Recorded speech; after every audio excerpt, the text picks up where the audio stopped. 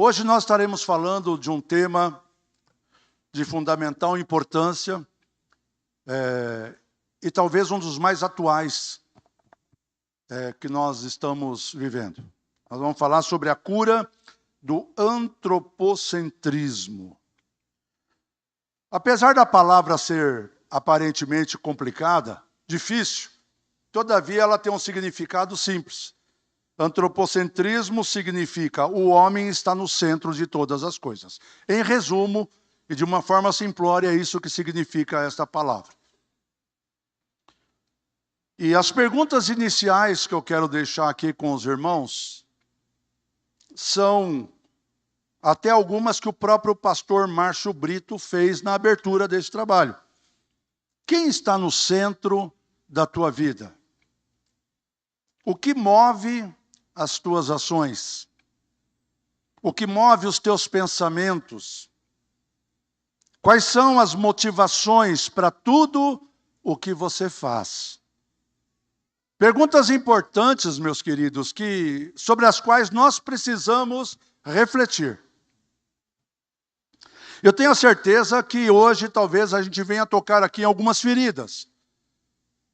Mas nós estamos num tempo de cura.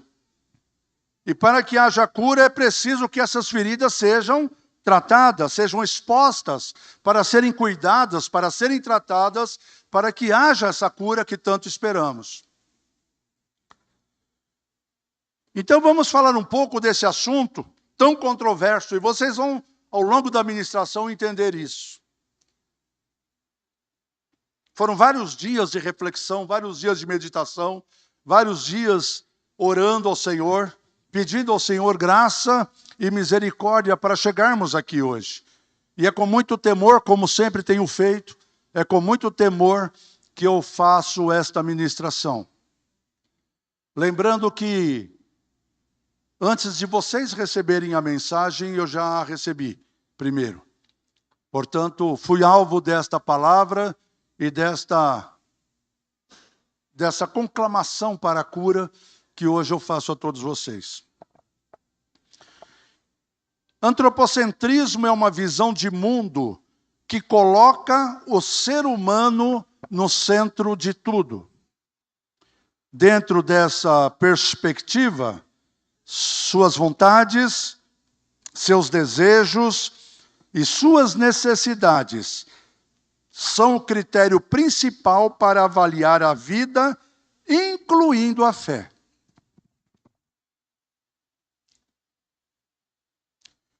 Em resumo, é a ideia de que o mundo e todas as coisas existem para servir às necessidades e aos interesses humanos. Essa maneira de pensar não é nova, ela já existe há vários séculos.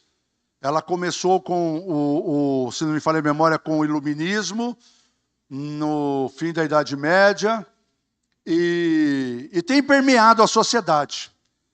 E a igreja, como também uma organização social, inevitavelmente acaba sendo afetada por essa filosofia de vida. Inevitavelmente a igreja acaba sendo influenciada de alguma maneira. E através disso nós entendemos, quando nós percebemos que essa centralidade do homem, essa centralização da vontade humana, do desejo, da necessidade humana, em todos os lugares, mas particularmente na igreja, parece que nós estamos tentando adaptar Deus ao nosso tempo, à nossa necessidade, e não levando em conta a necessidade de sermos transformados pelo poder de Deus na semelhança de Cristo. Hoje, para atrair o povo, muitos irmãos estão fazendo com que os costumes do mundo entrem dentro da igreja. Ao invés do povo se converter a Deus, as pessoas estão querendo que Deus se converta a elas, aceitando todos os maus costumes. Eu estou lendo porque eu não quero fugir daquilo que Deus me deu. Eu quero deixar claro tudo aquilo que foi falado ao meu coração. Hoje existem igrejas para todos os gostos. Como dizem, né? Antigamente, quando se falava de pecado, as pessoas se convertiam. Hoje, quando se fala de pecado, elas mudam de igreja. Elas procuram uma igreja que não fale tanto do pecado. Isso é antropocentrismo. É a pessoa buscar uma igreja onde se pregue aquilo que agrada o seu coração. Uma igreja onde se ensine aquilo que ela quer ouvir. Paulo falou acerca disso, dizendo que nos últimos tempos isso aconteceria. Ele fala isso em 2 Timóteo 4, de 1 a 4, dizendo nas seguintes palavras: na presença de Deus e de Cristo Jesus, que há de julgar os vivos e os mortos, por sua manifestação e por seu reino, eu o exorto solenemente. Ele estava falando a Timóteo, mas o Espírito Santo preservou a palavra para que seja destinada a cada um de nós. Então a palavra nos exorta solenemente nesta manhã. Pregue a palavra. Esteja preparado a tempo e fora de tempo. Repreenda, corrija, exorte com toda a paciência e doutrina. Veja agora o que diz o texto. Pois virá o tempo em que não suportarão a sã doutrina. Pelo contrário, sentindo coceira nos ouvidos, ou comichões nos ouvidos, conforme algumas traduções, segundo seus próprios desejos, juntarão mestres para si mesmos. Ou seja, procurarão ensinadores que falem aquilo que eles querem ouvir. E conclui no versículo 4 o apóstolo Paulo dizendo: eles se recusarão a dar ouvidos à verdade, voltando-se para os mitos, para as fábulas, para as ideias humanas, para as mentiras. A palavra mitos aqui pode ser traduzido por essas e por muitas outras palavras. Então o foco da adoração numa pessoa, numa igreja que é antropocêntrica, que tem o homem, a necessidade do homem como principal preocupação, é aquela que mudou a adoração a Deus pela satisfação do homem. Mudou, alterou, em vez de ser o objetivo exaltar o nome do Senhor, fazer de Deus o centro da sua vida, vai procurar satisfazer as necessidades humanas.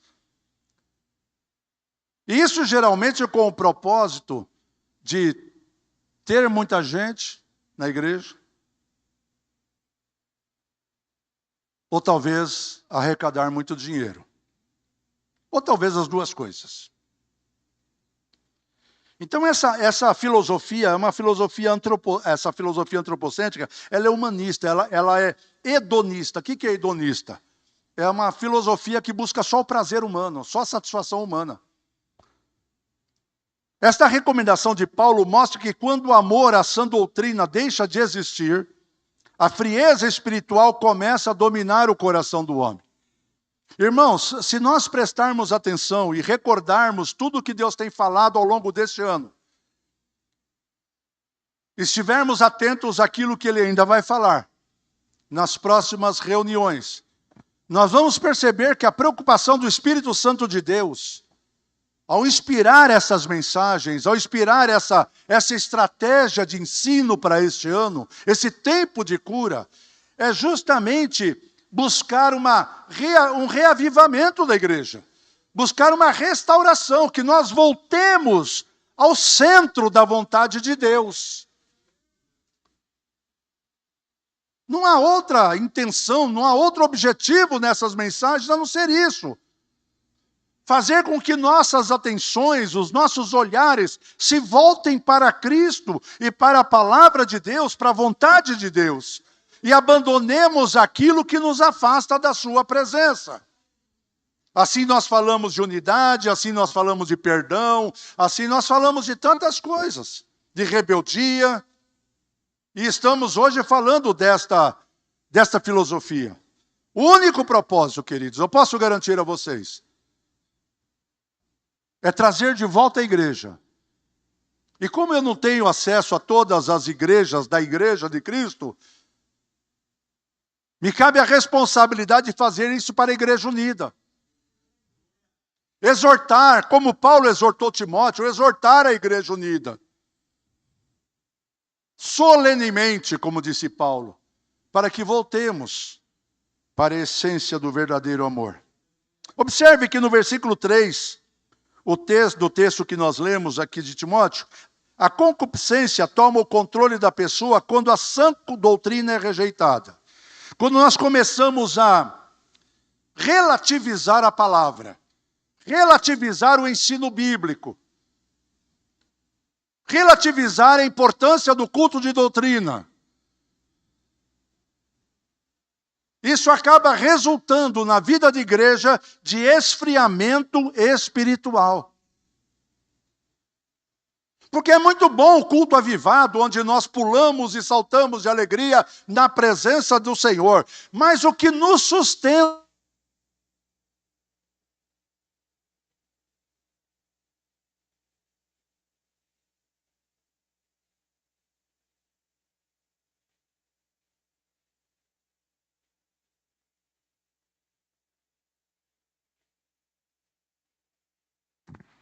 glória a Deus.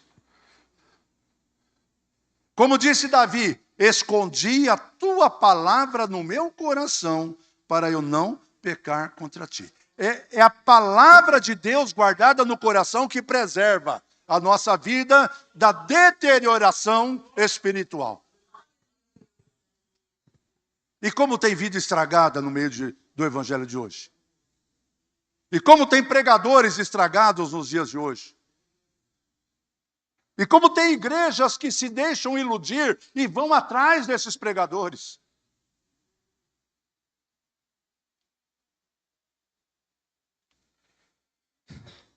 Quando a lascívia passa a controlar a vida da pessoa, o pecado entra em sua vida. Quando a pessoa afasta-se da sã doutrina, volta-se para o pecado e para a contemporização com o mundo. Começa a fazer amizade, ter relacionamento com o mundo. E um dos frutos resultantes disso é a frieza espiritual.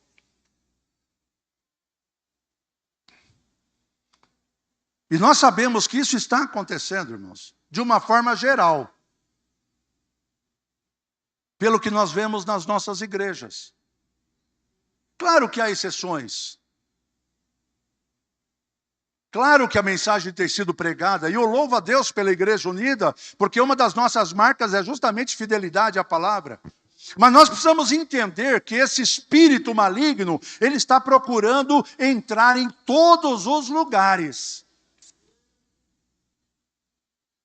E aí quando você percebe que não se fala mais em batismo no Espírito Santo, aí quando você percebe que não se prega mais sobre a necessidade de santificação, aí quando você nota que a mensagem da vinda de Jesus não é mais tão mencionada quanto deveria, a igreja não está sendo mais alertada para se preparar.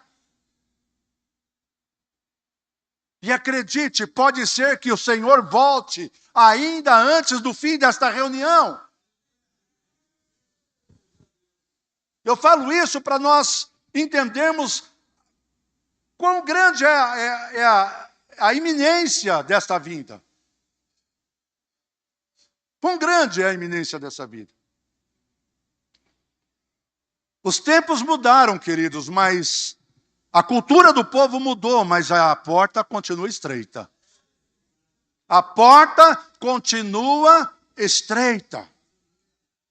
Tudo mudou, mas a porta continua estreita. Aleluia. Aleluia.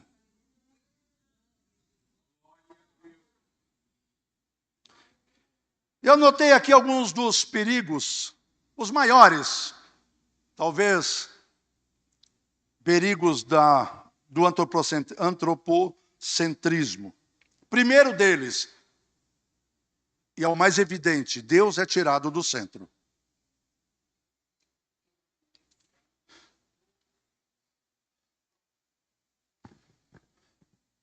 Aleluia.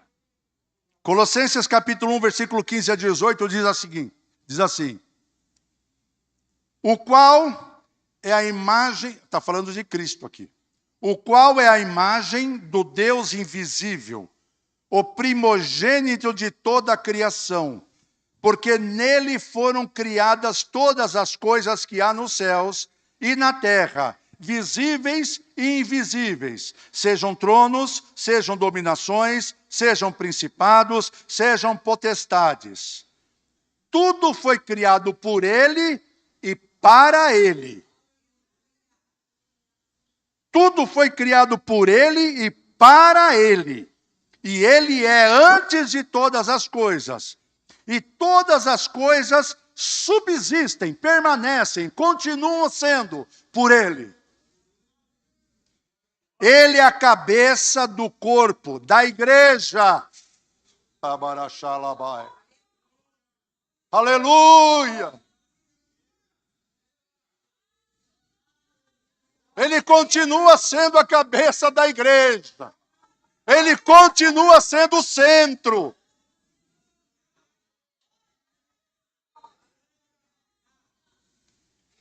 Ele é a cabeça do corpo, da igreja. É o princípio e o primogênito dentre os mortos, para que em tudo, ele tenha preeminência. Antes de qualquer pessoa é ele. Antes de qualquer coisa é ele. Antes de qualquer projeto, ele.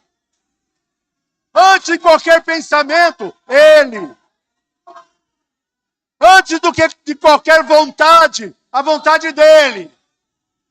Aleluia! Glória a Deus! E quando Deus não está no centro, igreja, algumas coisas começam a acontecer.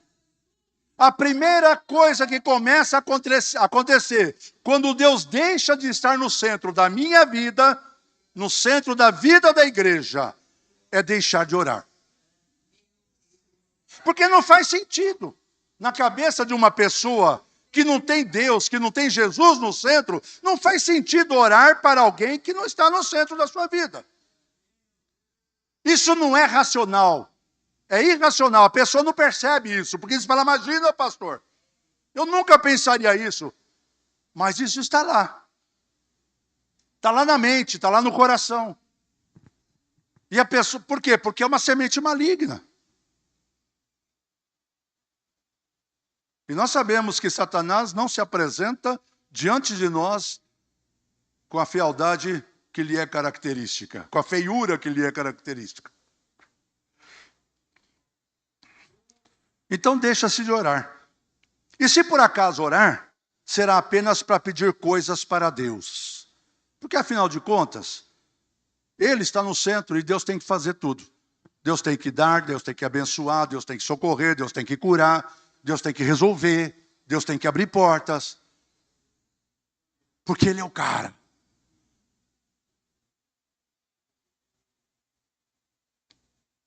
Segunda coisa que deixa de acontecer é a leitura da palavra de Deus. Essas são básicas e iniciais. Não se lê mais a Bíblia, não tem interesse em saber o que a palavra de Deus diz a respeito das coisas que cercam a nossa vida. Ou então lê a Bíblia apenas para preparar uma mensagem, ou então para algum motivo extraordinário. Eu vi uma frase essa semana que me marcou profundamente o coração. Ela não tem a ver com esse tema, mas eu quero contextualizar essa fala.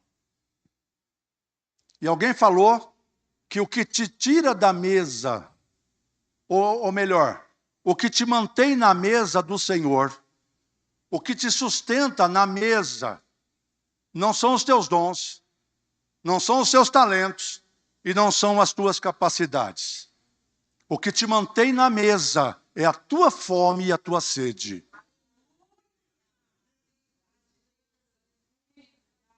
Essa fala me marcou profundamente o coração. Porque se eu não tenho fome, eu não vou mais sentar à mesa. Se eu não tenho sede, eu não vou sentar à mesa. Eu vou querer desenvolver os meus talentos, os meus dons, porque afinal de contas eu estou no centro e eu preciso ser reconhecido, eu preciso ser respeitado, eu preciso receber algum tipo de recompensa por conta desses dons e talentos que eu tenho.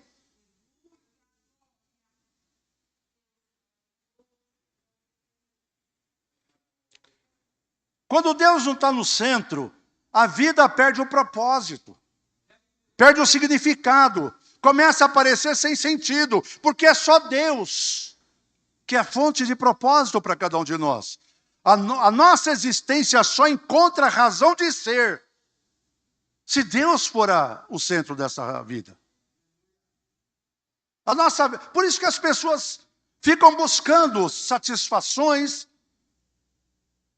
buscam outra porque aquela não serve mais, e estão sempre buscando, mas nunca se satisfazem.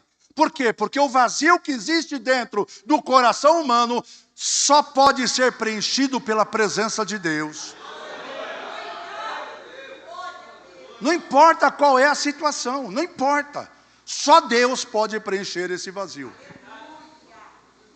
Quando Deus não é o centro, começamos a valorizar outras coisas no lugar de Deus. Isso na Bíblia se chama idolatria. Quando Deus não está no centro, outras coisas começam a ocupar o lugar de Deus. O espaço deixado por Deus, não porque Ele saiu, mas porque o tiramos, que o desejo dele é permanecer no centro. Esse espaço vai ser preenchido por alguma coisa ou por alguém. E aí surgem as idolatrias. Mas pastor, eu não adoro nenhum ídolo. Há quantos ídolos que nós não reconhecemos como tal, nós nos prostramos nos dias de hoje. Quando Deus não está no centro, a vida familiar entra em colapso. Porque amor, quem que é amor? Quem é amor?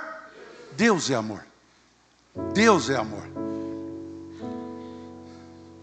O amor que une, o amor que mantém unido, o amor que permanece, o amor que faz com que haja um vínculo forte no seio da família, é o amor de Deus.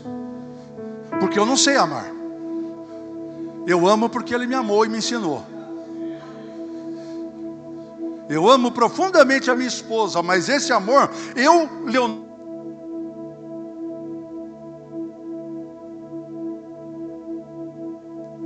não seria capaz de oferecer a ela. Mas Deus,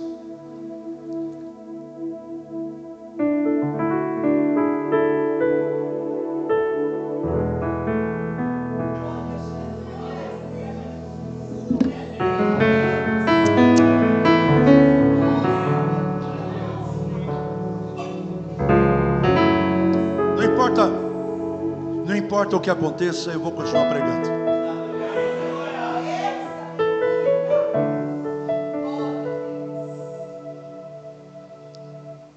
Quando Deus não está no centro, a nossa vida fica sem orientação. Porque Deus é a fonte de toda a luz, e quem não está nele está em trevas. Para baixar lá, quem não está nele está em trevas. E aí nós começamos a querer criar outras luzes, ou seguir outras luzes, para tentar guiar os nossos passos. Mas não vemos o abismo, não vemos a pedra de tropeço, não vemos o erro de direção, porque a luz que está guiando não é a luz de Deus. Quando Deus não está no centro, nós não temos orientação segura para a nossa vida.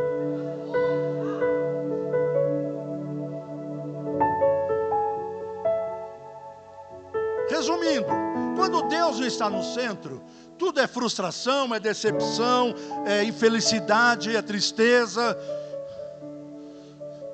Quando Deus não está no centro, a nossa vida não faz sentido. Mas quando Deus está no centro, nossas vidas são felizes, somos bem-sucedidos, temos paz no coração e temos direção para as nossas vidas. Quando Deus não está no centro, nós deixamos de ser humildes. Quando Deus não está no centro, nós nos tornamos arrogantes e presunçosos. Quando Deus não está no centro, nós permitimos que um sentimento de superioridade domine os nossos pensamentos, os nossos sentimentos, e deixamos de reconhecer a nossa necessidade de depender de Deus. A dependência de Deus é excluída se Deus não estiver no centro.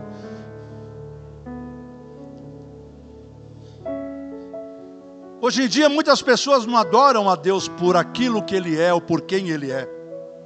O adoram apenas por aquilo que Ele pode fazer ou oferecer. Basta vermos ou ouvirmos algumas orações. Nós vamos orar a Deus e nem sequer gastamos 1 minuto em gratidão a Deus por tudo que Ele tem feito. Logo começamos a enumerar uma série de necessidades, de problemas, de preocupações para Deus resolver para nós. É assim ou não é?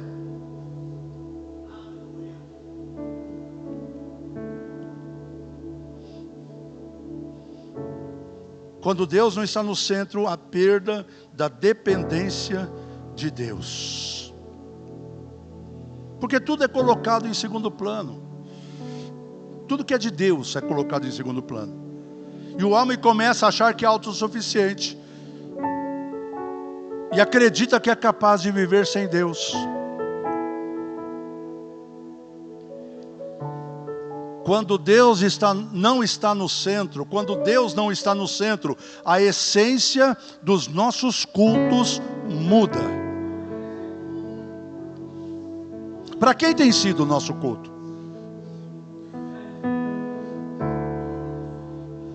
Para agradar a Deus ou os participantes?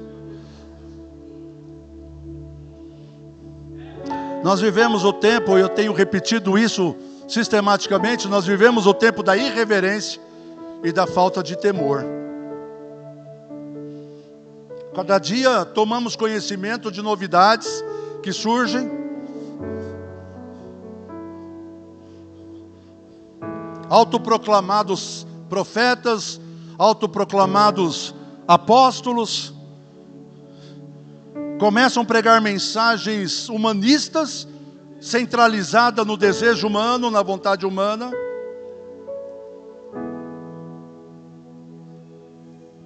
Para manter o povo, cultos de todo tipo são inventados. Culto caipira, culto funk, culto do forró, sei lá. A criatividade humana parece não ter fim nessas coisas. E nesses cultos acontece de tudo, menos a ministração sadia da palavra de Deus. Isso é antropocentrismo. Ou quando muito, o pregador tem lá 10 ou 15 minutos para trazer a palavra, porque o tempo foi tomado pelo louvor. É só experimentar falar para o Ministério de Louvor que você vai alterar o louvor do domingo. Vocês ensaiaram tudo, mas nós vamos mudar isso aí. Tá? Deus está me orientando e eu vou fazer diferente. É só fazer isso. Você percebe se o culto é para Deus ou não. Eu disse que algumas feridas seriam tocadas.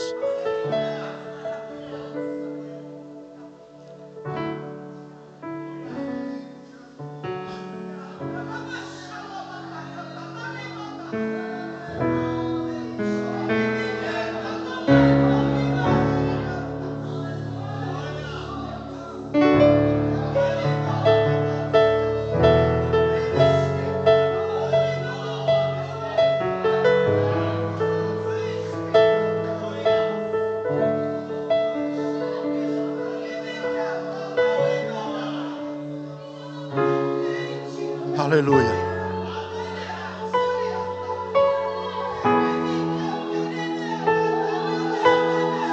Glória a Deus.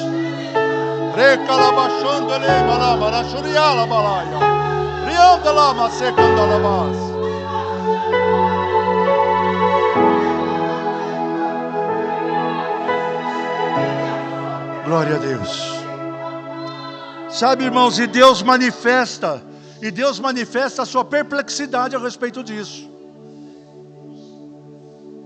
É como se Deus fizesse assim, ó, meu Deus.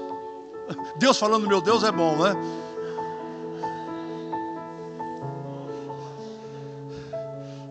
Acho que ele diz, eu mesmo. Mas eu acho que Deus fala, como que é possível esse povo fazer isso e pensar que estão fazendo culto à minha pessoa? Como é possível essas pessoas acharem que eu estou me agradando dessas coisas?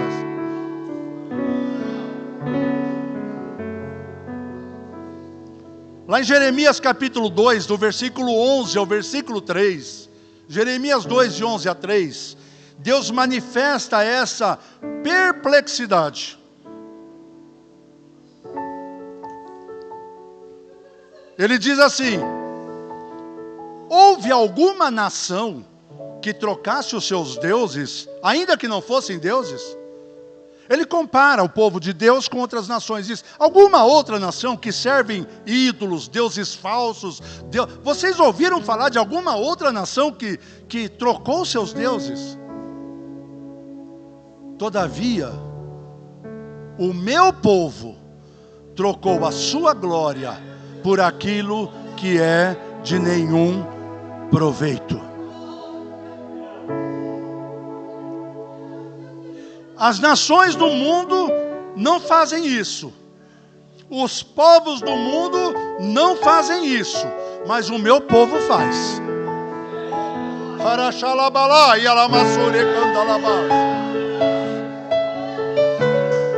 Aqueles que não conhecem a verdade não fazem isso. Mas aqueles que me conhecem fazem.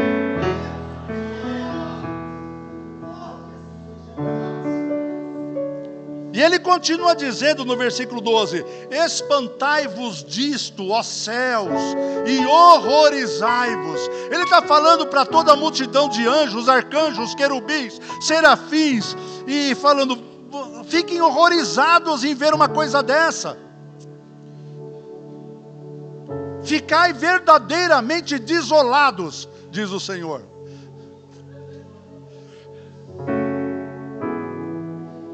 Porque o meu povo, versículo 13, porque o meu povo fez duas maldades.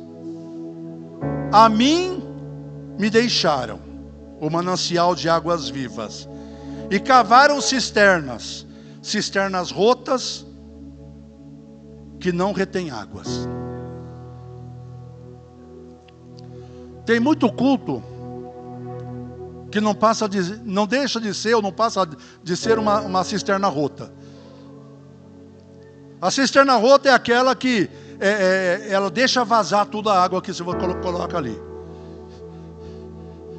Então no culto aquela água é jorrada. Oh, que alegria, que aleluia, que bênção, que mensagem, que louvores, que emoções. Mas você sai dali e já acabou a água, já acabou tudo aquilo. E um dia ou dois depois, se perguntar qual foi a mensagem, as pessoas nem lembram mais. Porque não houve impacto, não houve marca, não houve resultado. Porque o que faz diferença não é a emoção. O que faz diferença não é o que eu gosto. O que faz diferença não é o que eu quero. O que faz diferença é aquilo que Deus manda para a minha vida. Isso marca, isso transforma.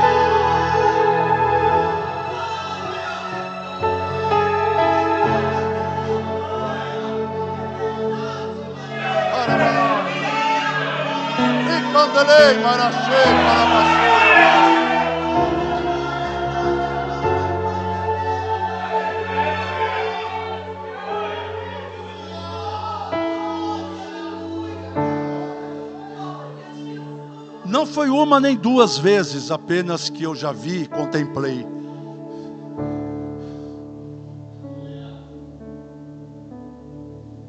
cultos aonde por conta do atraso do horário, o pastor diz, olha, nós vamos encurtar, nós vamos dar mais tempo para a palavra. E pessoas ficam ofendidas com isso. Porque elas foram ali não para adorar a Deus, elas foram ali para se apresentar. E as pessoas se levantam e vão embora.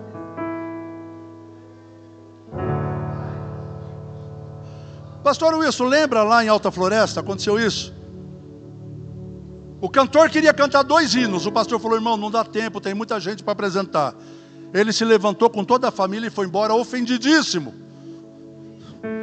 E eu me pergunto, o que essas pessoas foram fazer ali? Se você não dá oportunidade, se você não deixa a pessoa... E é assim, ó, o irmão vai cantar um hino, o irmão vem e prega mais 10 minutos ainda. Porque ele quer se apresentar, ela quer se apresentar, ela quer falar, ela quer fazer. Porque o seu culto é humanista, o seu culto é antropocêntrico, o seu culto é hedonista. Eu sei que essa mensagem é forte. Eu sei que é.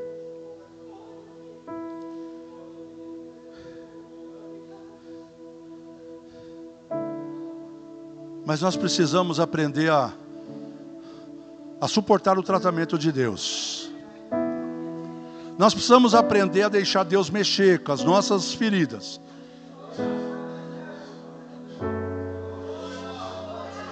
Ainda há um bálsamo em Gileade. Ainda há óleo santo para ser derramado nas nossas feridas.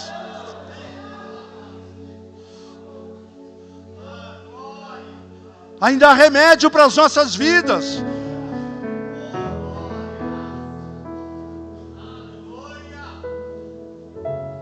Porque Ele ainda está vivo, e porque Ele vive, eu posso crer no amanhã.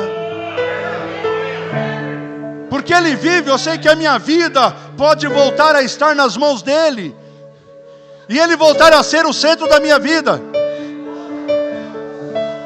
Porque Ele vive, eu tenho certeza que se eu deixar Ele tratar a minha vida, o Espírito Santo vai fazer com que o trono da igreja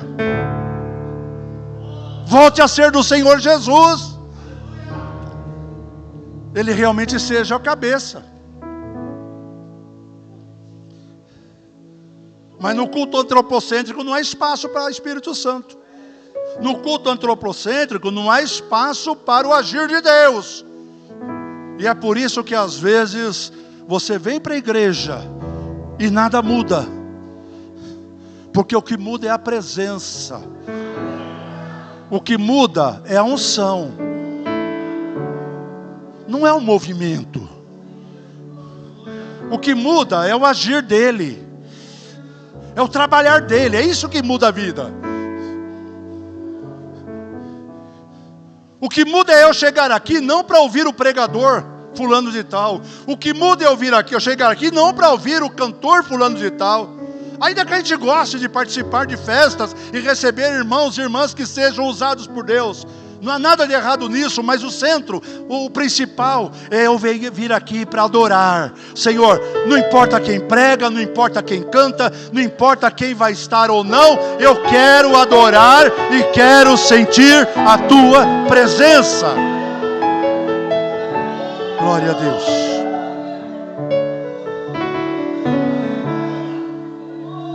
Porque, querido, se Deus não está presente, não há mais convicção de pecado. Se não há convicção de pecado, não somos levados ao arrependimento. Se não somos levados ao arrependimento, não somos perdoados. E se não formos perdoados, nós vamos para o inferno. Ah, pastor, é dura essa palavra. Tá bom. Se não formos perdoados, nós não vamos para o céu. Melhorou um pouquinho?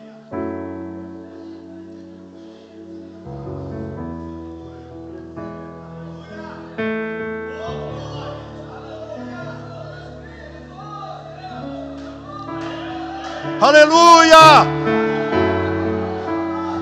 Nós estamos precisando de um novo avivamento urgente. Mas não um avivamento só do pulo.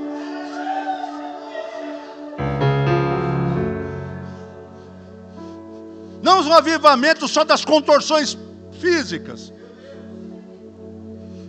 O avivamento que leva ao arrependimento. O avivamento que leva ao quebrantamento de coração.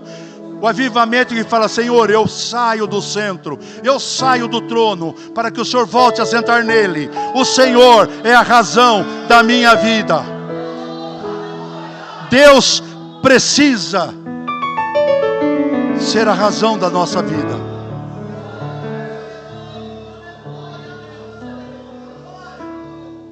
Sabe por quê?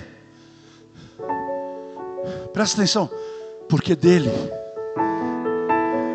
por ele e para ele são todas as coisas. Você está entendendo a importância desse versículo? Porque dele, por ele e para ele são todas as coisas.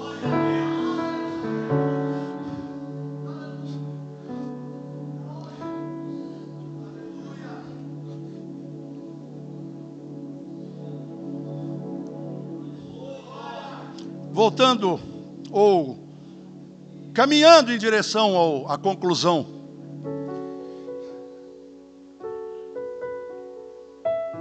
Hoje em dia está muito em moda a teologia do coaching. Uma palavra inglesa, uma palavra inglesa, né, do inglês,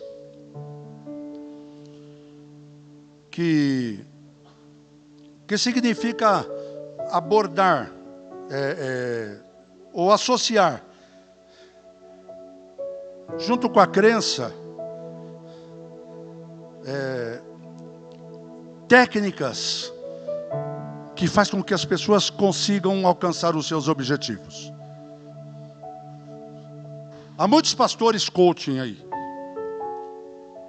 Entre eles os mais conhecidos, Tiago Brunet, Paulo Marçal, David Leonardo, por exemplo. São pastores coach. E essa heresia defende que tudo que o sujeito precisa para prosperar e alcançar o sucesso está dentro dele mesmo. É isso que essa, entre aspas, teologia, eu tenho até temor em chamar isso de teologia. A teologia coaching diz que você tem já dentro de você tudo o que você precisa para ser um vencedor. Você pode vencer, você é capaz, você vai conseguir. É bem verdade que eu não posso radicalizar acerca de nada, inclusive acerca disso. É possível você incentivar pessoas a desenvolverem o seu potencial, isso é possível. Não estou dizendo que isso é errado. O que é errado é quando eu começo a dizer que você não precisa de Deus, porque você já é o teu próprio Deus. Mesmo que não seja dito com essas palavras. Mesmo que não seja dito dessa maneira. Na verdade, teologia do coaching nada mais é do que a teologia da prosperidade atualizada. Tá? Com uma nova vestimenta. Tá? É uma nova vestimenta da teologia da prosperidade. Bem, queridos, o que temos que fazer então? O que temos que fazer então? Como podemos ser curados dessa doença? Como podemos ser curados dessa terrível enfermidade chamada antropocentrismo? Primeira coisa, mudar a nossa maneira de entender as coisas de Deus. A nossa maneira de pensar. Paulo exortando a igreja de Romanos, no capítulo 12, versículo 2, ele diz: e não sejam conformados com este mundo, mas transformai-vos pela renovação do vosso entendimento. É aqui que a coisa começa. Quando eu começo a entender diferente, quando eu começo a compreender que o jeito que eu estou fazendo não é o que a Bíblia diz, quando eu começo a entender que se eu não estou tendo felicidade na minha vida, ainda que esteja tendo sucesso, que uma coisa não tem nada a ver com a outra, nem sempre. É possível a pessoa ser muito bem sucedida e ser uma pessoa infeliz. Haja vista que muitos poderosos e ricos e tanta gente que ocupa cargos importantes e são bem-sucedidos, às vezes, têm tendências suicidas. Se não começar a haver essa mudança da nossa mente, da nossa maneira de pensar, nós não vamos conseguir experimentar qual seja a boa, perfeita e agradável vontade de Deus. Para que experimentemos a boa, perfeita e agradável vontade de Deus, nós precisamos mudar a nossa maneira de pensar a respeito desse assunto. Cristo precisa voltar a ser o centro dos nossos pensamentos. Olha, Marcos 12:30, Jesus disse: amarás ao Senhor teu Deus de todo o teu coração, de toda a tua alma e de todo o teu... Para um pouquinho e pensa. É fácil amar de coração. Supostamente, pelo menos. Por quê? Porque a emoção te leva a retribuir, você fica emocionado.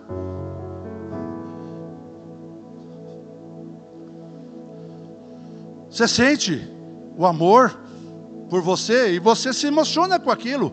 E você, de forma até espontânea, diz: eu também amo a Deus. Mas Jesus falou: você precisa amar também de todo o seu entendimento. E amar de todo entendimento, entendo eu aqui, que ele está falando daquilo que a gente tem falado. Precisa mudar a maneira de pensar. Precisa mudar a maneira de ver a igreja. Precisa mudar a maneira de ver a palavra de Deus. A importância da palavra. Precisa mudar a maneira de ver a importância da oração. Do viver em comunhão. É preciso mudar a maneira de pensar. Então ele diz: você tem que amar a Deus, não só de coração, porque o coração é enganoso também, mas ame também com todo o teu entendimento e com todas as tuas forças.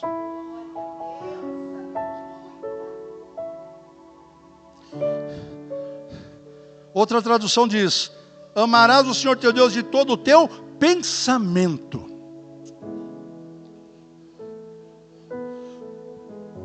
O amor a Deus precisa dominar os meus pensamentos. Sabe, Deus precisa estar no centro dos meus pensamentos, para que eu não seja iludido por filosofias vãs. Eu não seja enganado por sutilezas. Eu não seja enganado por heresias. Isso é a mente que domina. É a mente que vê, é a mente que entende. O meu amor a Deus, ele deve ser tão forte e tão completo, que eu não vou aceitar nada que contrarie o que Ele me diz. O amor a Deus vai ser tão intenso, que por mais que a minha vontade deseje fazer algo, o meu entendimento vai dizer para mim: Leonardo, não faça, porque isso é contra a vontade de Deus.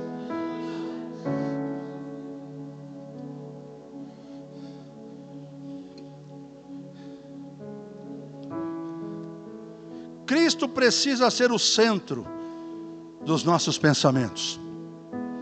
Cristo precisa ser o centro das nossas atitudes e comportamentos. Gálatas 2:20 nos ensina isso com as seguintes palavras: fui crucificado com Cristo. Agora, já não sou eu quem vive, mas Cristo vive em mim.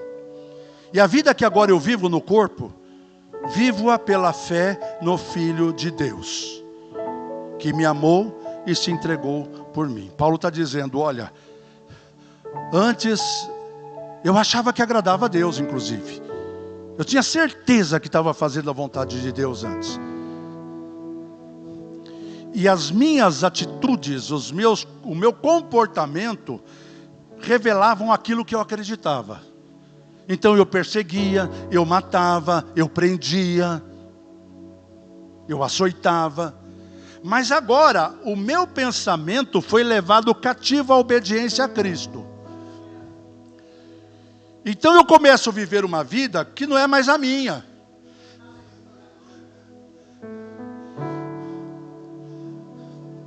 não é mais a minha. Eu começo a viver a vida que é dele. Porque ele passa a dominar sentimentos, emoções e comportamentos e atitudes. Porque não adianta eu falar que eu creio e que eu amo, mas eu ajo de maneira contrária a isso. Então o modelo está aqui. A vida que agora eu vivo nesse corpo, eu vivo-a pela fé no Filho de Deus, que me amou e se entregou por mim. Então já não sou mais eu que vivo, mas Cristo vive em mim. Às vezes a gente fala, bom, Cristo venceu o pecado. Ah, mas Cristo, Ele é Deus. A gente esquece que está escrito lá que Ele esvaziou-se a si mesmo, abriu mão da sua divindade, não deixando de sê-lo, mas Ele abriu mão da sua divindade para que como homem Ele pudesse vencer. A gente esquece disso. Ah, mas Ele é Deus. Mas Ele abriu mão da divindade para ser como eu e você. Tá bom, então não vamos usar Cristo como modelo. Vamos usar Paulo como modelo. A vida que eu agora vivo, não sou mais eu que vivo. É Cristo que vive em mim. Devemos viver de maneira a agradar a Deus e não a nós mesmos ou ao mundo. Paulo escrevendo aos Gálatas, e eu estou já prestes a terminar. Capítulo 1, versículo 10 diz assim: porventura procuro eu agora o favor dos homens ou de Deus? Ou procuro agradar a homens? Se agradasse ainda a homens, não seria servo de Cristo.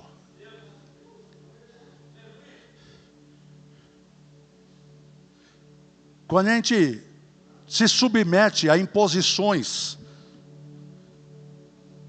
de pessoas, de governos, de cargos, de departamentos, de ministérios, de autoridades, e nós nos submetemos a essas pessoas, deixando de fazer aquilo que é a vontade de Deus, mas para agradar essas pessoas, eu estou agradando a homens e não a Deus. Lembra-se de quando os apóstolos foram presos?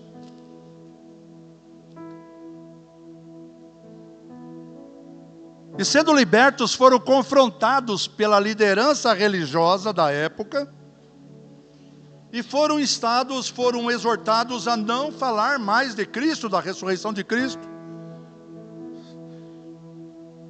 E Pedro se levantou e disse as seguintes palavras: porém respondendo Pedro e os apóstolos disseram: mais importa obedecer a Deus do que aos homens. Igreja unida, a quem importa nós obedecermos? Pastores, a quem importa nós obedecermos?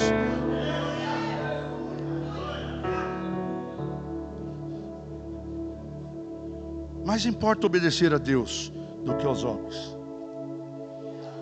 Devemos viver mostrando ao mundo que Cristo é o centro da nossa vida.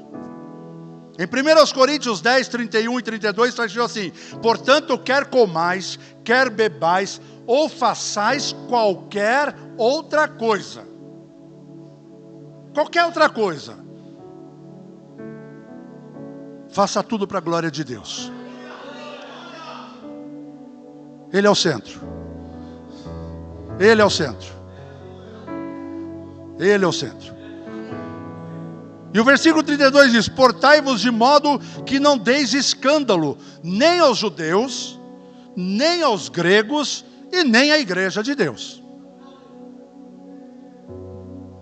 Até as ações mais simples do nosso dia a dia, amados, devem refletir a presença de Cristo em nós.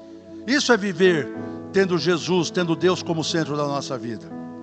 Tudo gira em torno dele. Tudo é para Ele, tudo é por causa dEle, tudo vem dEle. Eu não tenho nada de mim mesmo. A teologia coach deixa de existir quando eu entendo que não tem nada aqui dentro, a não ser um coração enganoso. E o meu sucesso não está atrelado ao que eu sei. O meu sucesso não está atrelado ao que eu posso. Não está atrelado ao que eu consigo. O meu sucesso está atrelado à minha dependência de Deus. A minha dependência de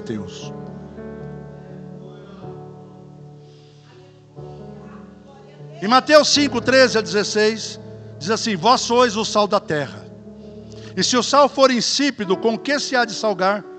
Para nada mais presta, senão para se lançar fora e ser pisado pelos homens. Vós sois a luz do mundo. Não se pode esconder uma cidade edificada sobre um monte.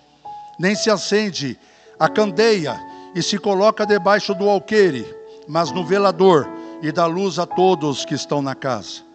Assim, resplandeça a vossa luz diante dos homens, para que vejam as vossas boas obras e glorifiquem o vosso Pai que está no céu. O povo vê a obra que eu faço, mas não glorifica a mim. Você pegou a coisa? As pessoas vão ver o que eu estou fazendo. Mas como eu sou luz, como é Ele que está no centro, as pessoas vão olhar: puxa vida, como canta bem, glória a Deus. Olha como essa pessoa prega com unção, glória a Deus. Olha como Deus usa, olha como Deus fala, olha como Deus faz. Como é bom ser uma pessoa que tem Deus no centro, Ele me usa. Aleluia. Queridos, precisamos guardar esses valores espirituais. Esses valores que evidenciem a centralidade do nosso Deus e do Senhor Jesus Cristo em nossas vidas e nos nossos cultos. Esse é o grande desafio de hoje. Para isso eu preciso me esvaziar de mim mesmo. Para isso eu preciso estar disposto a abrir mão, a renunciar à minha individualidade. Oh, aleluia. Eu tenho que abrir mão de agradar a mim mesmo e escolher hoje agradar a Deus. Eu tenho que abrir mão de deixar que Ele tenha acesso e controle sobre todas as áreas da minha vida. Expressões como eu sou assim mesmo e não vou mudar, não tem mais lugar quando o Senhor Jesus é o centro.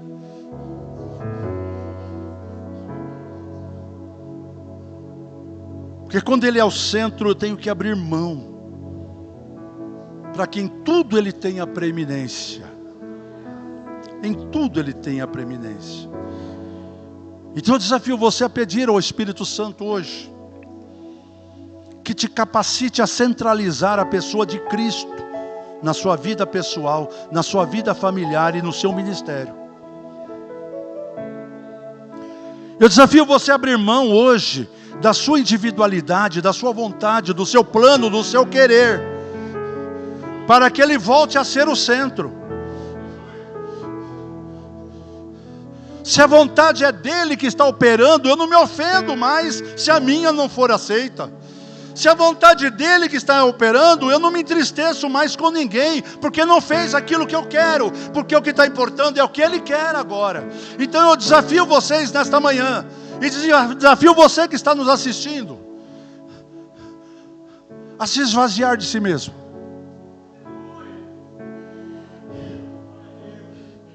E que nós falemos, como disse Paulo, escrevendo aos Romanos, no capítulo 8, versículo 18, e eu encerro com esse versículo. Ele disse: porque para mim, eu tenho por certo, que as aflições desse tempo presente, aleluia, não são para comparar com a glória que em nós há de ser revelada. Eu tenho certeza que eu posso abrir mão de tudo aqui, porque Ele vai me dar tudo lá. Eu tenho certeza que eu posso deixar de ser alguma coisa aqui, porque eu serei tudo na presença dEle. Uma nova vida, uma nova criação.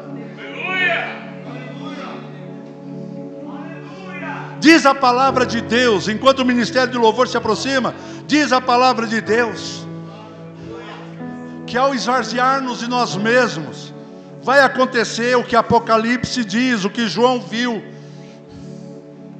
Nós vamos ser coroados. Deus preparou coroas para nós, mas quando nós chegarmos na presença dEle, nós vamos pegar as nossas coroas e vamos colocar aos pés dEle. para que mesmo lá na glória eterna, Ele continue sendo o centro de todas as coisas. Aleluia. Vamos orar? Coloque-se de pé, por favor. Aleluia.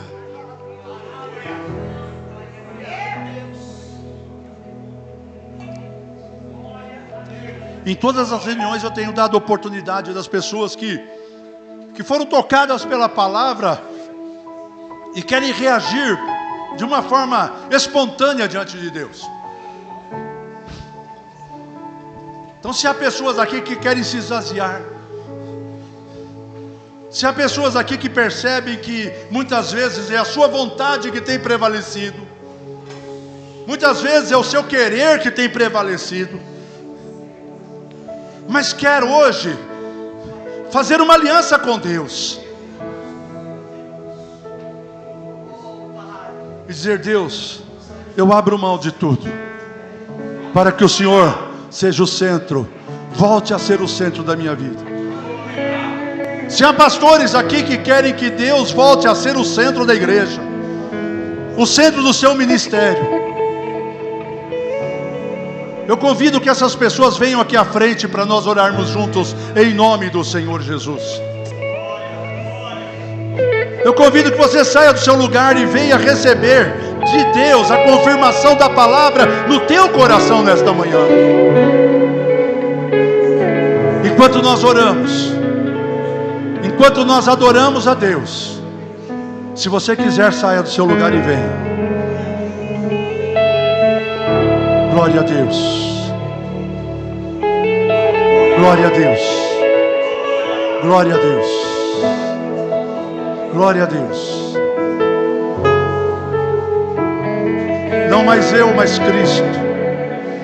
Não mais a minha vontade, mas a vontade dEle. Não mais o meu querer, mas o querer dEle. Não mais o meu pensamento, mas o pensamento dEle.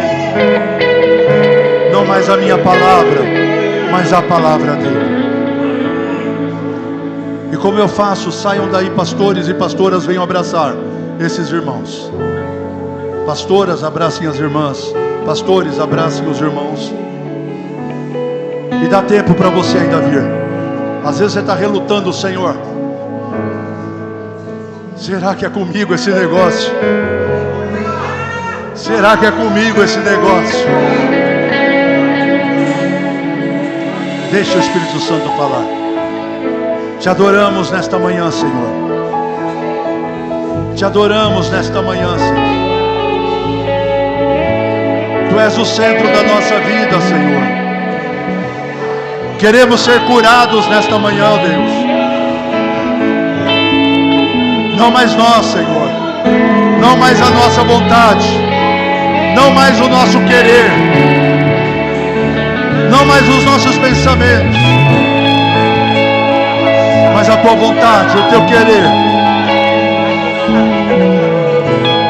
Vem curar a igreja unida, Senhor. Vem curar os ministérios pastorais. Vem curar as lideranças da igreja. Vem curar os pastores.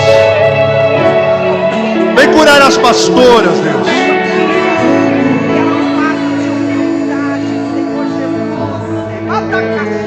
Vem curar os presbíteros. Vem curar as presbíteras. Vem curar os diáconos. Vem curar os evangelistas. Vem curar os líderes de departamentos.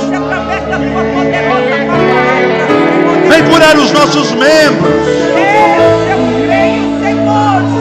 Vem e toma o teu lugar, Senhor. Vem e toma o teu lugar em nossas vidas. Vem e toma o teu lugar em nossos corações. Vem, Senhor, e assuma o controle. Nós nos entregamos. Nós nos rendemos. Nós nos rendemos.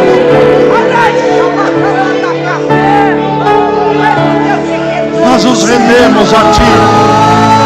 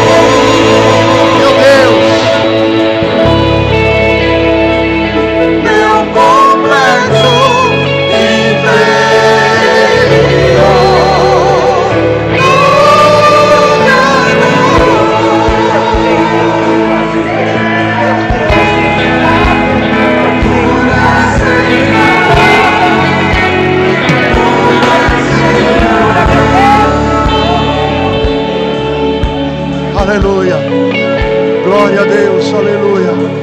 Glória a Deus. Volte para o seu lugar glorificando a Deus. Volte dando glória a Deus. Volte dizendo aleluia. Volte falando obrigado, Senhor. Ele achalabalaya.